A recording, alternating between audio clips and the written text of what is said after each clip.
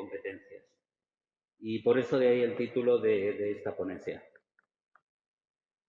Todos los expertos coinciden en definir la salud mental como la capacidad que tiene el ser humano a enfrentarse a su día a día, enfrentarse a los estresores, como hemos visto en otras ponencias, que a lo largo de la vida van surgiendo y que son inevitables, como pueden ser separaciones, pueden ser problemas con los compañeros, con los amigos, problemas familiares, enfermedades. Todos ellos en algún momento van a surgir en la vida. Se ha demostrado que la acción conjunta de determinadas competencias socioemocionales amortigua el efecto de estos estresores, promoviendo un buen ajuste psicosocial y previniendo el desarrollo de problemas de salud mental en los adolescentes. Esta definición es de Michael Farlon, de la Universidad de California, de quien parte el modelo de covitalidad. ¿Por qué hemos elegido este modelo? Porque, como sabréis, hay muchísimos modelos que realmente tratan este tema y que están funcionando bien. A nosotros nos gusta este porque integra competencias y habilidades del modelo de la psicología positiva, de la educación socioemocional y de la resiliencia infantil. Con todas ellas organiza un macroconstructo donde todas estas variables se van a ir retroalimentando unas a otras, ejerciendo un efecto sinérgico que aumenta la positividad del modelo. Aparte, tiene en cuenta las variables contextuales. Aquí tenéis el modelo, consta de 4 dimensiones con 3 variables cada una de las dimensiones. La competencia emocional, en definitiva, es cómo nosotros identificamos, gestionamos y damos una respuesta positiva de las emociones positivas y negativas. Además de tener el punto de vista, de comprender el punto de vista de otras personas. Realmente, en un periodo como es la adolescencia, de tanta turbulencia emocional, resulta fundamental conseguir este bienestar emocional en los adolescentes. La segunda dimensión, la creencia en uno mismo, se refiere al conocimiento que nosotros tenemos de nuestras propias capacidades, nuestras habilidades, nuestras competencias y saberlas utilizar de una manera coherente, de una manera que esté acorde con nuestras metas. Generar también un sentimiento de autoeficacia, de capacidad y la persistencia, tener la posibilidad y tener la habilidad de ser una persona trabajadora para conseguir sus propias metas.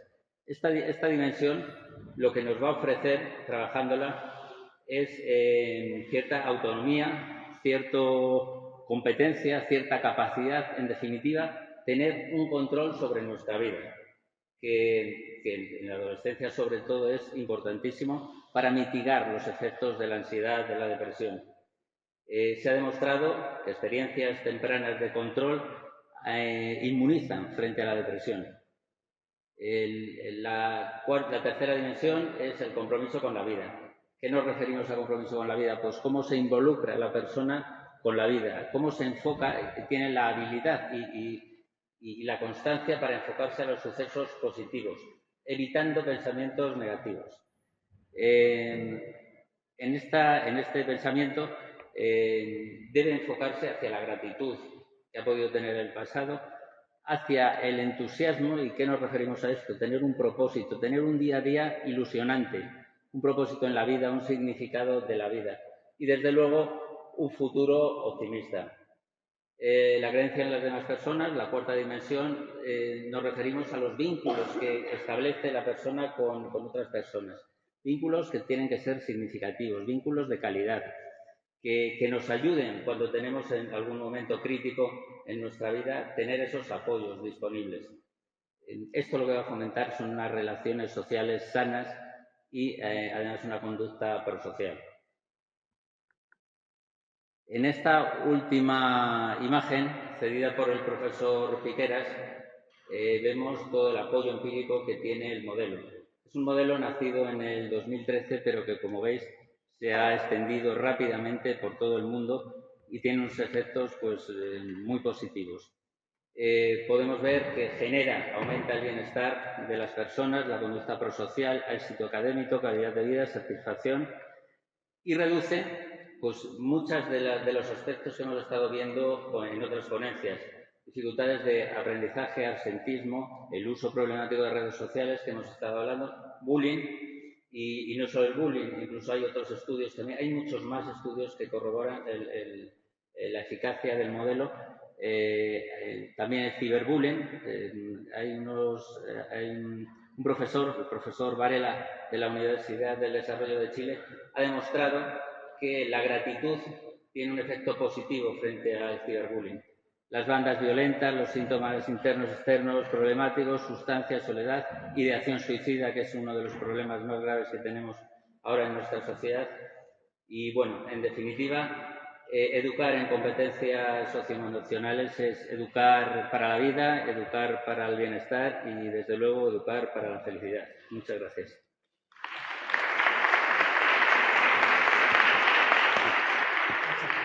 Muchísimas gracias por tu intervención. Para seguir con esta sesión, damos inicio al aprendizaje vivencial de la asignatura de Historia del nivel básico y medio superior para educar desde el entusiasmo y la felicidad, con la intervención de Carlos Armando Saldaña Fuentes de la Universidad Autónoma del Estado de México. Esta intervención tendrá una duración de 5 minutos. Cuando quieras, puedes empezar. Gracias, buenas noches.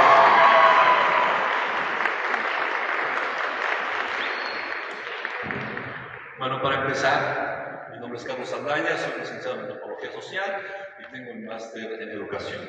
La pregunta para todos ustedes, ¿a quién le gusta la historia? ¿Quién entiende la historia? ¿A quién se la platicaron divertida y a quién se la platicaron con fechas, nombres, lugares, memorización? Generalmente en México ese es el común, ¿vale? Como antropólogo social, voy a empezar con una frase de Paulo Freire. El estudio no se mide por el número de páginas leídas en una noche, ni por la cantidad de libros leídos en un semestre. Estudiar es un acto, no es un acto de consumir ideas, sino de crearlas y recrearlas. Nosotros los antropólogos tenemos la concepción de comparar, es nuestro método. Comparamos sociedades, comparamos acontecimientos, etc. Por eso la imagen. El profesor de historia, debemos de tener claro de que son datos, de que es gente que ya no existe, gente que fue persona, no que fue un objeto. Generalmente tenemos en los planes de estudios el sujeto de estudio, pero lo tenemos ahí, algo inmaterial, algo abstracto, algo que no se mueve. Pero los personajes fueron eso, fueron personas.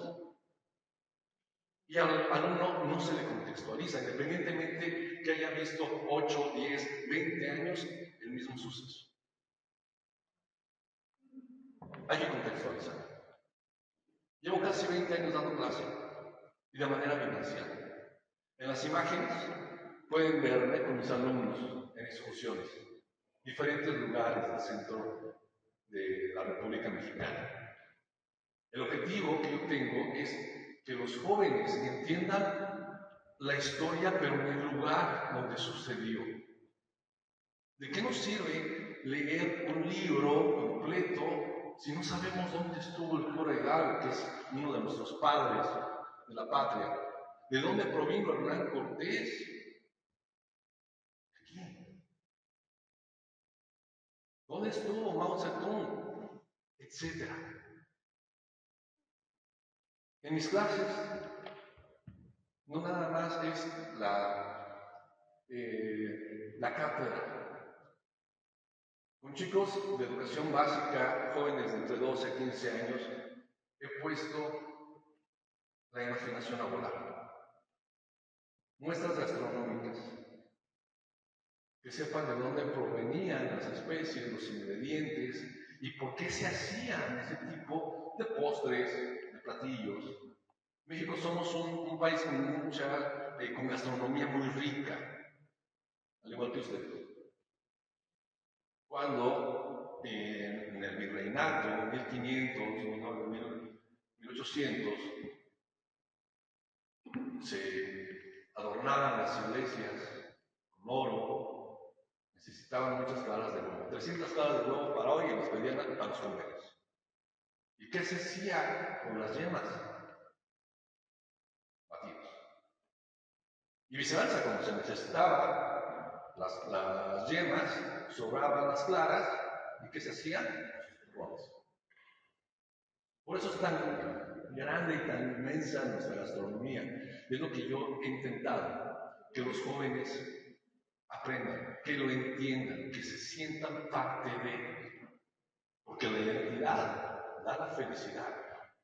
Estas imágenes fueron del año pasado, 2 de noviembre. En México celebramos el Día de Muertos. Llamamos a un artista que nos enseñó, los chicos hicieron esto. ¿Vale?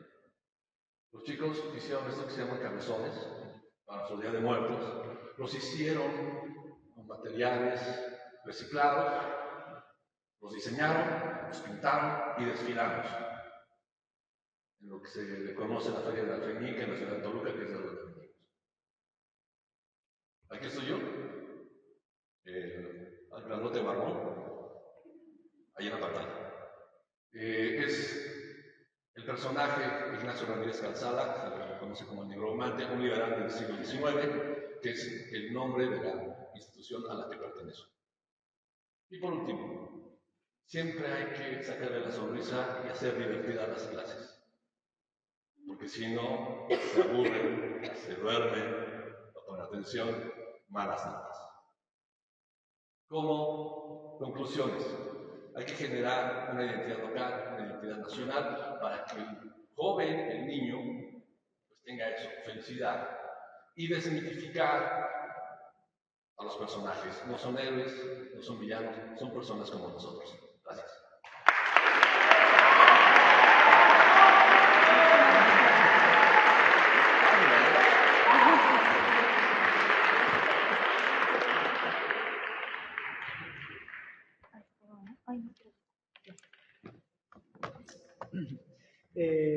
Para continuar, desde la Universidad San Buenaventura, sede de Bogotá, en Colombia, viene Tani Vivian y con la ponencia de por qué abordan las competencias emocionales en la formación inicial de educación en Colombia. Muchas gracias.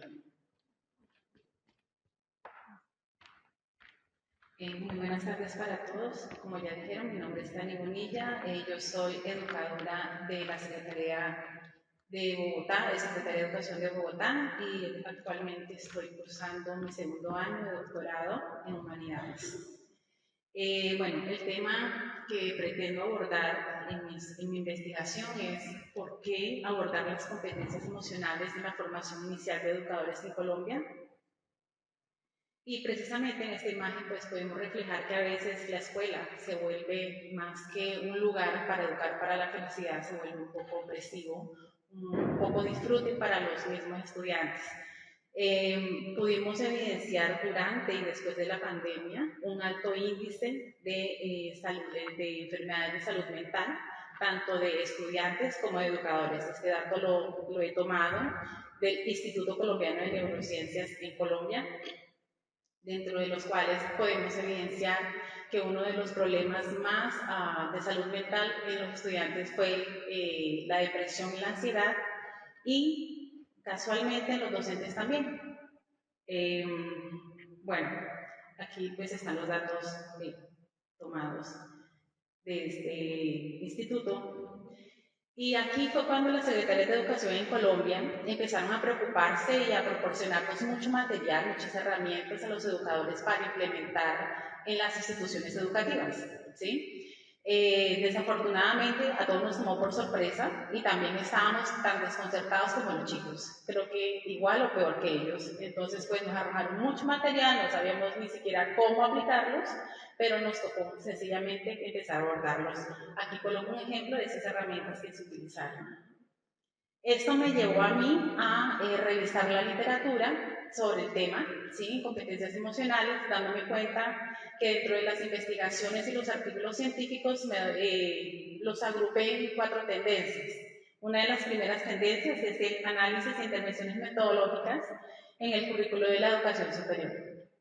Aquí me doy cuenta que las investigaciones que se han hecho al respecto, sobre todo aquí en España, evidencian que efectivamente hay un vacío en los currículos, que no hay una forma explícita en la que se aborden el desarrollo de las competencias emocionales en la formación inicial de educadores. ¿Por qué hago el énfasis en la formación inicial? Voy a retomar las palabras que esta mañana nos dijo el doctor Miguel Ángel Santos Guerra y Vizquerra, que uno sencillamente no da porque lo tiene. Y una de las frases que nos dice Vizquerra justamente es que si nosotros no estamos formados, ¿cierto?, para formar a nuestros estudiantes en competencias emocionales, pues, a ver, creo que ahí hay un gran problema, ¿no? Un gran vacío. La segunda tendencia son las competencias emocionales de los educadores en servicio y en formación. Entonces, muchos investigadores se pusieron en la tarea de mirar qué fortalezas y debilidades precisamente se evidenciaban en este tipo de formación. Fueron estudios más que todo descriptivos, algunos de pronto con alguna propuesta, pero ninguna aplicada en sí. La tercera tendencia es la inteligencia emocional asociada a las competencias. Entonces aquí fue bastante interesante porque pues a veces se tiende a confundir un poco el término inteligencia emocional con competencia emocional y educación emocional. Y justamente en estas investigaciones me he dado cuenta que ha habido bastante investigación hermenéutica que me da, digamos, argumentos teóricos para poder hacer una clara diferenciación.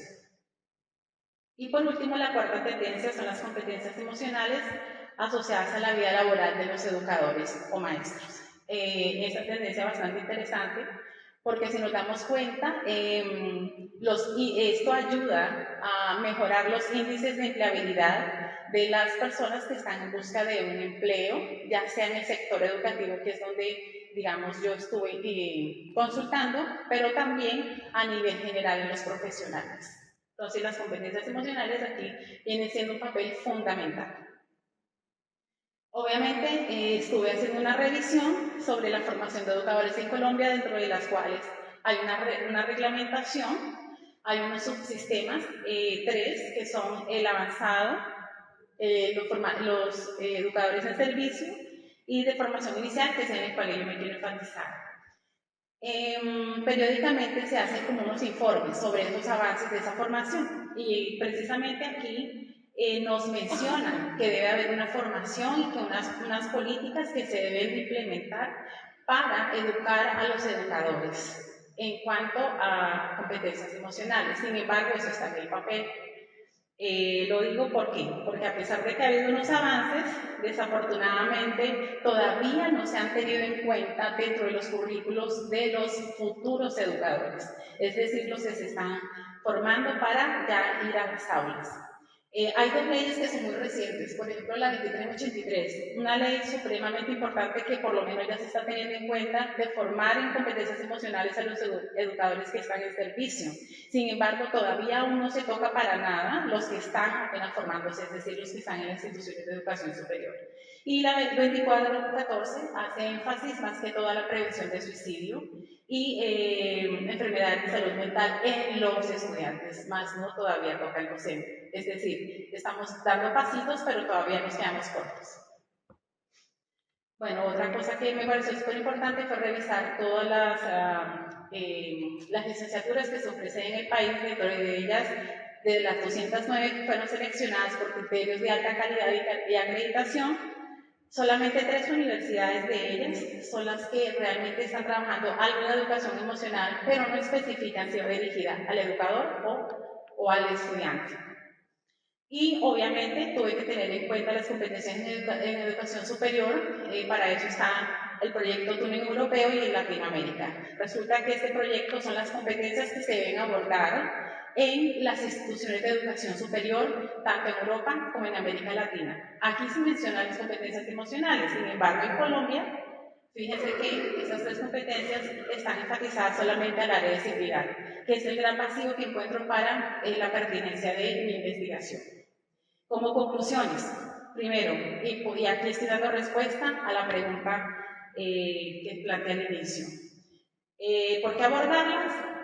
Primero, por el alto índice de afectación de salud mental y manejo de emociones, tanto educadores como de educandos. La casi nula presencia de las competencias emocionales en los programas curriculares. Las IES, o sea, las instituciones de educación superior, les dan mayor énfasis a las competencias profesionales, es decir, al área disciplinar, que a las competencias emocionales. Y por último, los educadores primero deben fortalecer esas competencias para poder ayudar a sus estudiantes. Aquí estoy retomando las palabras del doctor Vizquerra, que es mi principal referente teórico en esta investigación. Es por ello que mi investigación, que quiere realizar o que quiere aportar un granito de arena a esta sociedad, crear un referente teórico práctico desde las voces de los educadores que promueven el desarrollo de las competencias emocionales de forma explícita en los currículos de las licenciaturas de Colombia. Muchas gracias.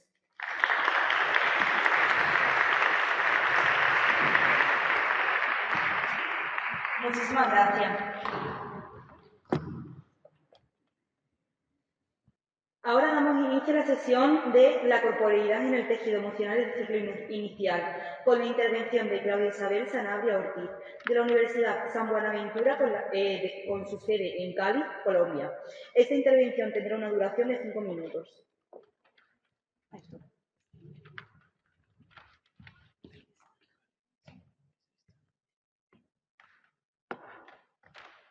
Bueno, muy buenas tardes para todos. Voy a empezar contextualizándolos un poco acerca de dónde surge esta iniciativa. Esta iniciativa surge, ya que ustedes, como muchos saben, Colombia es un país multicultural, donde tenemos diversos grupos o comunidades indígenas, pero también tenemos muchas comunidades afrocolombianas. Muchas de estas comunidades tienen la posibilidad de desarrollarse en su propio territorio, como otras tienen que desplazarse muchas veces a la capital o por diversas circunstancias en lugares donde puedan mejorar sus posibilidades de vida y su calidad de vida. A partir de este desplazamiento se puede reconocer cómo los niños desde primera infancia o los niños de 3 a 6 años se ven afectados en su parte emocional y corpórea al no poder expresarse como lo venían haciendo en sus comunidades de arraigo. Por tanto, surge esta iniciativa que tiene como nombre la corporeidad en el tejido emocional del ciclo inicial, en donde se trabajan 3 constructos principales. Uno de ellos es la corporeidad, entendida como la forma en que experimentamos y vivimos la realidad, el medio por el cual apropiamos y expresamos ese mundo simbólico que adquirimos a partir de las relaciones con el otro. La emocionalidad, entendida como esa forma de representar el mundo simbólico que cada niño ha adquirido y a partir de esa historia de vida y las normas sociales. Y el tercer constructo es la intersubjetividad. La intersubjetividad entendida como la posibilidad de validar al otro y de reconocerlo en cuanto a su forma de pensar, sentir y actuar, que me permite generar esos tejidos entre ellos mismos y entre los diferentes actores que hacen parte de la comunidad educativa. Bueno, voy a continuar con esta frase de Martha Nussbaum, que dice: la historia infantil de las emociones da forma a la vida emocional del adulto, en donde la gráfica también nos permite reconocer la importancia que el adulto es en la vida del niño, ya que él es el que permite que el niño forme y valide emocionalmente el proceso que lleva. Bueno, en esta construcción de la propuesta se realizó una revisión teórica dando origen al estado del arte, donde se generan diferentes tendencias, tensiones y vacíos que me permitieron orientar más a fondo mi propuesta. Uno de esos vacíos que se generaron fue la identidad del primer ciclo de educación inicial. A partir de los documentos se puede reconocer que se tiene en cuenta la singularidad del niño, sobre todo en primera infancia se hace mucha relevancia a tener en cuenta su singularidad, su creatividad, tener en cuenta su parte emocional. Sin embargo, reconocemos en las aulas se tiende a manejar a los niños como si fueran los mismos, o sea, no reconocemos su historia de vida emocional ni corpórea. Otra situación problemática que se presenta o se reconoce a partir del rastreo documental son los ambientes de desarrollo armónico. En los documentos rastreados se reconoce o se plantea en varias ocasiones que es importante involucrar a las familias en los procesos que se desarrollan en la primera infancia, que se deben desarrollar trabajos cooperativos para poder continuar con esas relaciones de mutua aceptación que se tienen desde el hogar y poderlos trasladar al ámbito educativo. Sin embargo, hay una escasez real de ese tipo de experiencias donde permita dar continuidad y se permita un acercamiento de las familias a las instituciones educativas. La tercera situación problemática es la corporeidad del desarrollo infantil. Los documentos e investigaciones nos muestran que el tema emocional ha tomado gran relevancia en el campo educativo, lo mismo que la validación del cuerpo. Sin embargo, hay una desconexión total entre esas dos posturas. No hay trabajos que relacionen la corporeidad con la parte emocional. A partir de estas situaciones problemáticas y teniendo en cuenta los procesos de transición que viven estas comunidades, se generan unas perspectivas problematizadoras. En estas perspectivas problematizadoras se hallan tres especialmente, una de ellas la colonialidad del sentido de la educación inicial, donde a partir de ese reconocimiento que se tienen en los documentos también se genera una homogenización de la infancia a partir de unas influencias externas, un desplazamiento real de las metas que se tienen y una estandarización de los procesos. El otro aspecto que se visibiliza son la colonialidad del entorno escolar, existiendo pues una resistencia a integrar el entorno familiar y escolar, una uniformidad y conformidad y una influencia de normas y prácticas. Y en tercer lugar, se reconoce como la colonialidad corpórea, donde hay una represión emocional, una internalización de estereotipos y una coacción del cuerpo. Esta colonialidad surge, como les mencionaba anteriormente, de reconocer las dinámicas actuales en las que nos encontramos y que no permiten representar al niño como lo es, con su historia de vida, con sus procesos interculturales.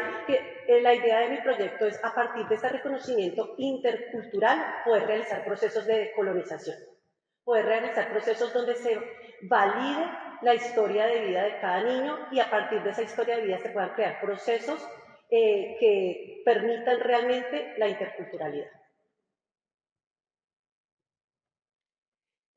Bueno, para contarles un poco, ya que todavía tengo un poco de tiempo, ¿no?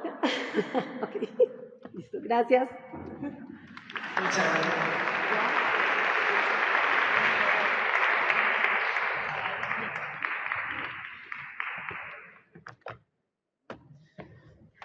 Continuando, desde la Universidad de Navarra, llega Eduardo para hablarnos sobre detectando problemas de motivación en un aula altamente tecnificada con alumnos de altas capacidades.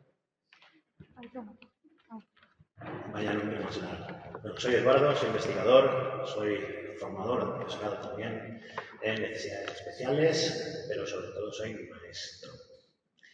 ¿Por qué viene todo esto? Bueno, hablaré de altas capacidades, pero esto se puede extrapolar a prácticamente cualquier ámbito de la neurodiversidad. En el año 2000, el Ministerio de Educación y Ciencia lanza una estadística: el 90% de los alumnos de altas capacidades está sin identificar, y de los identificados entre el 35 y el 50% experimenta fracaso escolar. En 2002 empezamos a preguntarnos por qué, y hasta 2016 empezamos a investigar la literatura existente. Y nos damos cuenta de una cosa, que lo que investigamos en la universidad y lo que ocurre en el aula, maestros y maestras, poco o nada tiene que ver. ¿Estaréis de acuerdo conmigo? Así que en 2016, con la ayuda del gobierno vasco, lanzamos un aula súper tecnificada con inteligencia artificial, con un montón de ordenadores, inteligencia asistiva, bueno, maravilloso. Todo lo que decían todos los grandes autores de psicología de la educación estaba en ese aula. Fue un fracaso absoluto. Así que notamos aumentos de la motivación, pero poco más. Y en 2022 hicimos lo que esta mañana nos han dicho que había que hacer, que es preguntar a los alumnos y a las alumnas, y obtuvimos los resultados en 3 meses. ¿Vale? Y voy directo ya a los resultados. Sacamos 20 ítems de causas de abandono. Voy a comentar los 8 primeros. ¿Por qué? Porque el primero, que es intrínseco al alumnado, está en 9ª posición. Los 8 primeros son extrínsecos a él. Los 2 primeros son madres y padres que aparecen como principales factores. pero no como culpables, sino como productos de una sociedad. ¿Vale? Lo ha comentado antes la doctora Marijose, que somos productos de esta sociedad y los padres y las madres aparecen con la presión en el ámbito doméstico y la implementación en el alumnado de sus expectativas. En los puestos tercero, cuarto y octavo son los factores sociales interpares, es decir, la competitividad que aparece entre este tipo de alumnado, el hecho de querer lograr unas metas en ocasiones inalcanzables. Y por último, en los puestos quinto, sexto y séptimo es la falta de capacitación de los profesionales. Lo veo aquí. ¿No se ve? ¿Puedes bajar un poco? Que se vea la parte de abajo de la diapositiva.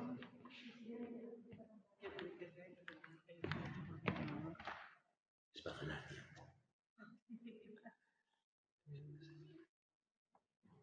Bueno, lo comentamos sin más. Hace referencia sobre todo a que muchas veces los docentes vamos a tener que trabajar con nuevas tecnologías y no tenemos ni idea de cuáles son los materiales que estamos trabajando. Nos invitan a trabajar neurodiversidad y no sabemos identificar o no sabemos trabajar con alumnado neurodiverso, lo que es ahora el plan DUA que saca desde el Gobierno central. Entonces, ¿cuál es nuestra propuesta? Que resume un poco lo que hemos estado hablando durante todo el día. Lo llamamos nuevo paradigma en neuroeducación.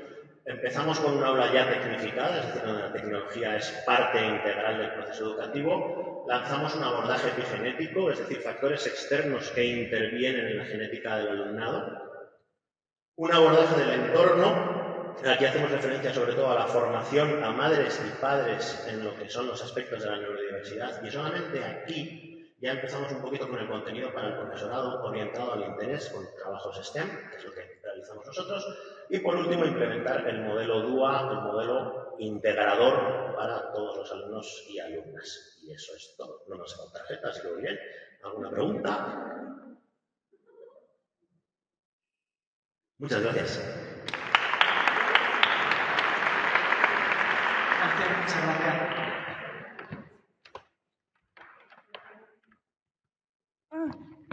Esto. Ay, ¿cómo se quita? No soy capaz. Pues,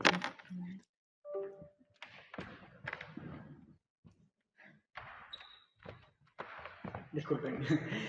Para continuar, desde Argentina nos vienen a hablar sobre las miradas interdisciplinares para abordar la identidad de adolescentes disidentes. Contamos 5 minutos, muchas gracias.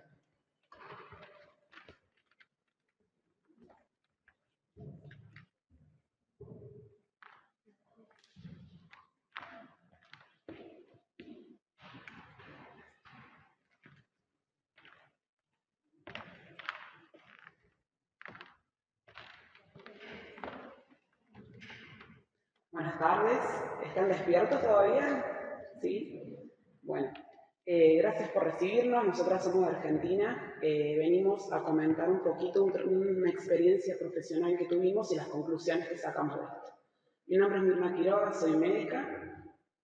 ¿Qué tal? ¿Cómo están? Estela Marisco Sur, yo soy abogada, pero me encuentro acá más como docente porque me dedico a dar clases en un instituto donde formamos docentes y me interesa mucho la temática de los niños y niñas y adolescentes. Hola, buenas tardes. Mi nombre es Marina Natalia García, soy abogada y actualmente me desempeño en la Dirección de Mujer, Género y Diversidad de la provincia de San Luis. Así que bueno, les agradezco muchísimo la participación aquí. Un pequeñito problema técnico, que esta no es nuestra diapo, así que un segundito. ¿La que continúa? Sí, eso. No, ¿Le das aquí o Armando, lo que tú prefieras? Bueno, puntualmente les grafitamos dónde estamos, en San Luis, que es un pueblo pequeño, entre todo, un lugar en el centro de Argentina. Puntualmente la experiencia que surge es un abordaje de una paciente adolescente en un pequeño pueblo rural, muy chiquitito de 1.800 habitantes aproximadamente, a 80 kilómetros de la capital de San Luis, y Surge en el contexto de pandemia que nos cambió la vida a todos, que influyó de múltiples maneras, la necesidad de hormonizar a una paciente de 15 años, Emma, que me permitió compartir su foto real. Emma, cuando concurre al centro de salud donde yo trabajo, soy la única médica, venía con una demanda de hormonización. ¿Sí? Yo hace 3 años que me había recibido de médica no tenía ningún tipo de formación en hormonización trans, ni cómo abordar toda esta temática. Pero bueno, encima nos atravesaba una pandemia, que muchas limitantes había, no podíamos hacer derivaciones. Hasta ese momento no se hacían tratamientos de hormonización en mi provincia. Los casos que surgían se derivaban a provincias vecinas, pero la pandemia nos cambió la vida a todo, entonces tenía que buscar una solución. Tenía que poder tener una equidad al abordar a mi paciente. Así que lo que hice es empezar a formar una red de trabajo, consultar con otros profesionales para lograr el objetivo que Emma me demandaba, que era su tratamiento de hormonización trans. Gracias a Dios lo pudimos concluir trabajando en red, usando la telemedicina como herramienta, ya que no podíamos atravesar barreras físicas, como se estaba haciendo hasta ese momento, y Emma fue la primera paciente trans adolescente tratada en la provincia de San Luis, que es donde yo resido. Puntualmente, incluso más complejo en una localidad rural muy, muy pequeñita. La forma, bueno, luego lo voy a tratar de pasar un poco cómo lo hicimos, pero ¿qué es lo que quiero trabajar en esto? Que hay herramientas que podemos tener, muchas veces los profesionales tenemos limitantes, hay que poder transgredir muchas veces los limitantes. ¿Para qué? Para lograr el derecho que tienen todos los niños, niñas y adolescentes a tener la equidad y el acceso independientemente de donde se encuentren. Lo mismo, podemos utilizar herramientas como el trabajo en red para poder abordar cosas que muchas veces escapan a nuestros conocimientos o a nuestros abordajes. Vamos a ver. Le voy a dar la palabra un poquito a mis compañeras. Entender también una última cosita, que las experiencias trans, travestis y no binarias son vivencias legítimas y formas de expresarse y nombrarse que deben ser reconocidas y garantizadas acorde al paradigma de los derechos humanos. Bueno, yo imagino que a ustedes les habrá pasado lo mismo desde la Convención de los Derechos del Niño, desde que los estados que participaron en esa convención ratificaron el tratado. Pasó mucho tiempo para que las legislaciones locales de cada país adecuaran la norma a esta convención. La Argentina no fue un país que, digamos, adecuó su normativa inmediatamente. Nosotros en esa época estábamos atravesando la salida de época de dictadura, entonces estábamos más pensando en cómo entrar en la democracia que cómo legislar para estos niños y niñas y adolescentes.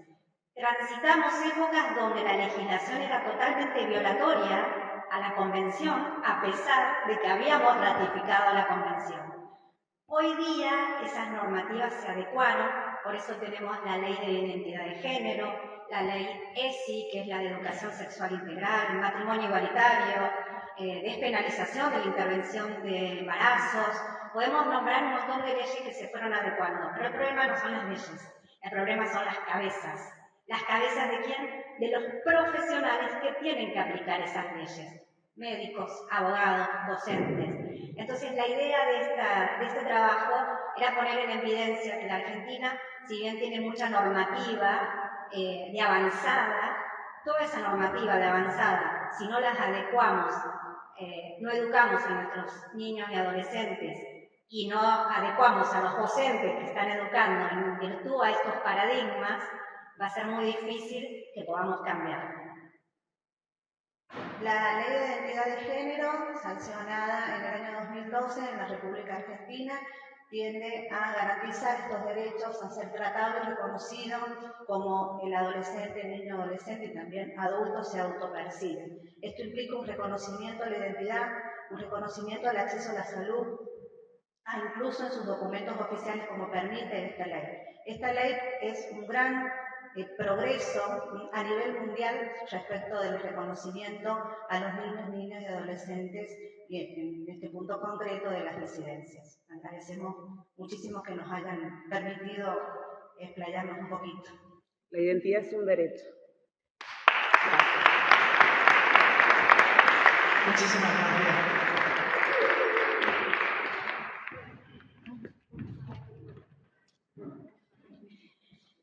Ya casi estamos terminando con esta jornada del día. Y para continuar tenemos a Fidelina Vilardi de la Universidad de Magdalena, que nos hablará sobre el juego y la lógica para el desarrollo del niño. Esta intervención tendrá una duración de 5 minutos. Buenas noches para todos y para todas. Buenas noches. Bueno, hoy mi nombre es Fidelina Vilardi, y como lo dijeron, vengo de Santa Marta, Colombia, de la Universidad del Magdalena. ¿Sí? Pero en la noche de hoy quiero hacer algo diferente. ¿Sí? Cuando yo diga buenos días, todo el mundo va a hacer así, va a abrir las manos, así. ¿Me colaboran? Buenos días. Buenas tardes. Se murió el sol. Buenas tardes. Y buenas noches. Vamos a cerrar. Listo. Cuando yo diga un cuento cortico, ustedes van a hacer cuando diga día, tarde y noche, van a hacer lo que es que diga. Listo. En la mañana me desperté y dije buenos días. Pero más tarde me encontré con otra vecina y le dije buenas tardes. Y luego ya tenía mucho sueño y dije buenas noches. Muy bien, ahora le vamos a incrementar esto. ¿Listo? Buenos días. Buenos días. Buenas tardes. Buenas noches.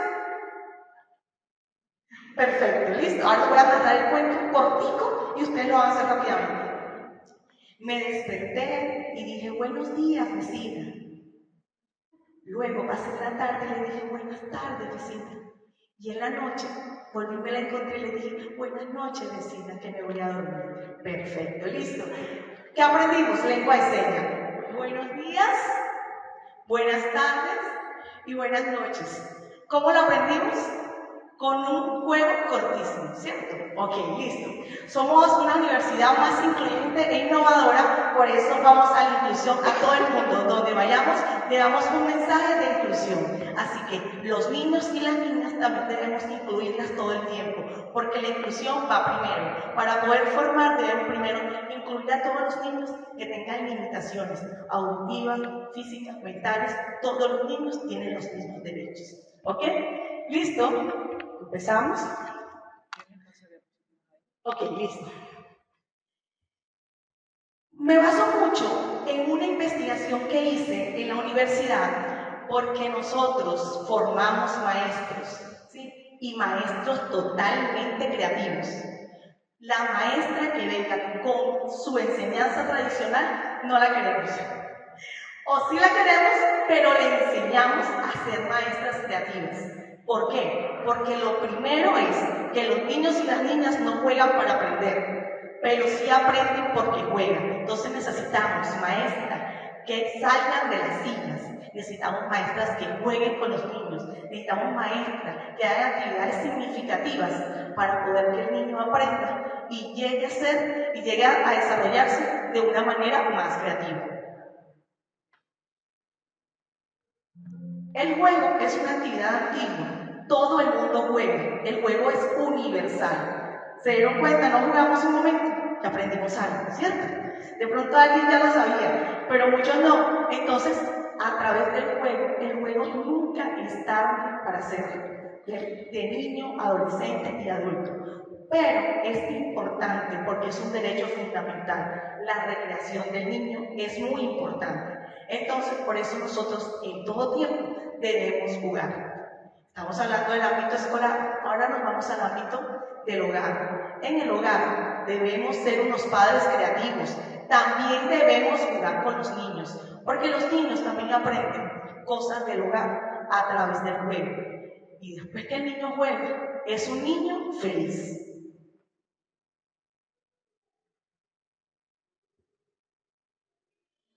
Listo, nos vamos a la historia del juego.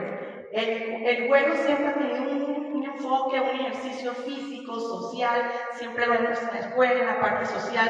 ¿Qué desarrollamos nosotros con el juego? Desarrollamos competencias comunicativas, actividades significativas, pero también nos vamos a contribuir a la sociedad. El juego en la infancia también depende de una vida a futuro, porque nosotros jugamos un papel muy importante cuando jugamos y desarrollamos cada habilidad y nos vamos demostrando que somos felices y somos capaces de seguir adelante.